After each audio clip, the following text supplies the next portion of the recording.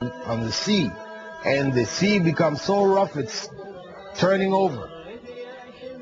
He doesn't call out, "Oh Marx, oh Lenin, help me." He will scream out, "Oh God." Though he's a person who has not been believing in God all along, you will find him at the time of dire need, he will call out, "Oh God." And this is what you find in the Quran. Allah speaks about this in many places. And these, the worst of believers, they deny God outwardly, but they recognize him within their own souls. And when they find themselves in states of calamity, they call out to him. However, once the calamity is removed, then they forget God again. This is an ongoing process.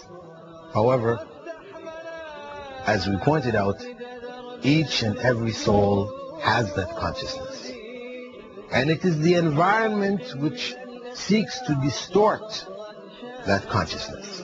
So it is only for each and every one of us to look within ourselves, to reflect within ourselves, to accept the signs of God when they come to us in this life, and to follow the truth, to follow the correct path to God. With that, dear viewers, I'd like to thank you for being with us in this segment of the program, Understanding Islam. And I hope, inshallah, God willing, that you will continue to follow the remainder of the segments of this program. Bismillah ar-Rahman ar-Rahim. In the name of Allah, the Beneficent, the Most Merciful. Assalamu alaikum wa rahmatullahi wa barakatuh. May Allah's peace and blessings be on all of you. I would like to welcome you in the first of a new series of programs under the general heading, Understanding Islam. Myself, dear viewers, I am Dr. Bilal Phillips from Canada, and I hope during this series to clarify for you certain areas which are commonly misunderstood about Islam. It is very unfortunate that though Islam is the religion of about a quarter of mankind, over 1 billion people, yet this religion is misunderstood throughout the world. The reasons are many. Some of them are external and some of them are internal. Externally, we have a history of enmity towards Islam, which began from the time of the Crusades and prior to that in Europe, where the European powers looked at Islam as being a threat to the religion of Christianity there. And so a lot of false information was spread in Europe about Islam and Muslims in order to discourage people from finding out about Islam, especially considering that Islam had ruled Spain for a number of years. Actually, the total amount of time is over 700 years. And during that period of time, many Spanish Muslims converted to Islam without being forced. They chose Islam themselves. The vast majority of the population were never forced to become Muslims, and as such, many of them did not. However, from this experience, the people who led the church leaders, they feared Islam and so spread a series of false information about the religion of Islam. And this became a basis also of an attack on the centers of Islam with the Crusades. And this misunderstanding which was developed during this period has been handed down with each generation in books, in magazines, in the media, even till today. And this is a source of distorted information about Islam. But on the other hand, there are also internal causes. Among them, the fact that in different places and at different periods of time, Muslims have strayed away from the true teachings of Islam, and as such have presented a very false image of Islam to non-Muslims. Today, that image may involve terrorism. a tendency to want to take the lives of innocents and these type of things, where Muslims tend to be associated with violence and war, etc. However, this is really not the true case concerning Islam. So in this series, we will be looking at really the fundamental concepts of Islam. Not only to understand the principles themselves, but also to get a better understanding of Muslims and how Muslims should live their lives, so that if one is to try to find Islam, one will know what to look for. Because unfortunately, many times today, Muslims are the worst examples of Islam.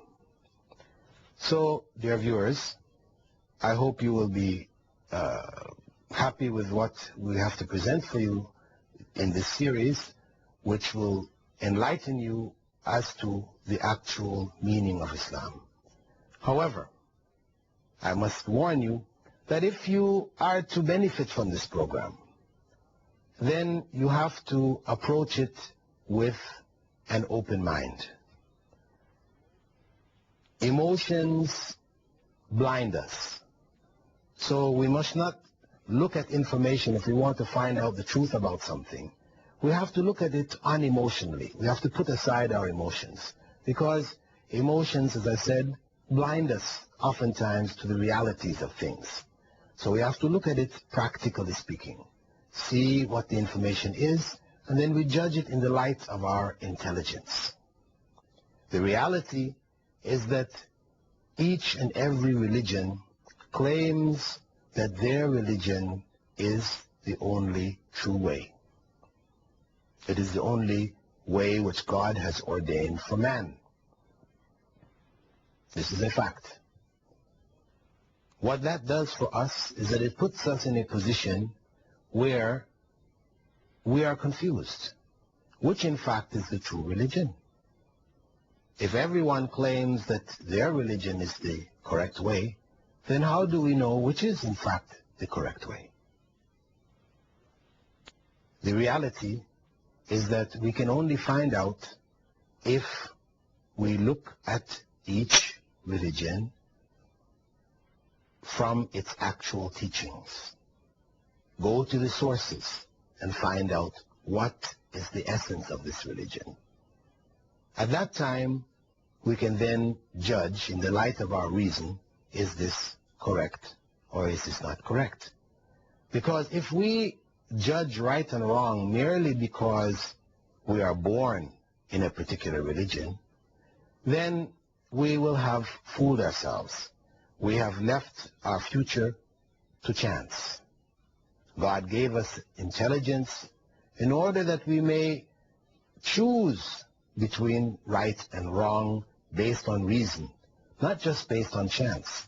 A person is born in a Buddhist family or a Christian family or a Muslim family, not by their own choosing. As such, we can be certain that God, who is most just, most wise, He will hold people to account on the basis of the choices that they made, not on the basis of what He has destined for them.